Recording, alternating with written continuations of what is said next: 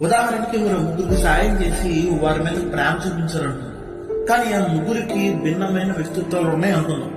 First వ్యక్తి ఏమో మీరు చేసిన సాయానికి ప్రాపర్ ఫీలింగ్స్ దాచుకోకుండా మీ మీద ఉన్న ప్రేమని చూపిస్తున్నాడు, మీ మీద ఉన్న గౌరవాన్ని కనబరుస్తున్నాడు.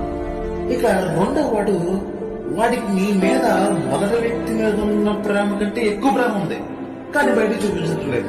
ఇక మూడవ వాడు మీరు చేసిన సహాయాన్ని చాలా సులభంగా తీసుకొని మనం పట్టించుకోవట్లేదు. ఇప్పుడు ఈ మూడు రకాలైన మనుషుల్లో మీరు ఎవరిని ఎక్కువగా ఇష్టపడతారు? ఆబ్వియస్లీ ఎవరైతే మీ మీద కృతజ్ఞత చూపిస్తున్నారో, ఎవరైతే మీ మీద ప్రేమ చూపిస్తున్నారో వారికి మీరు ఎక్కువ ప్రాధాన్యత ఇస్తారు, రైట్? మరి ఇదే ప్రాస్పెక్టివ్ దేవునికి వర్తిస్తుందంటారా? మీకున్న స్వాతంత్రం దేవునికి లేదంటారా? ఆబ్వియస్లీ ఉంటది.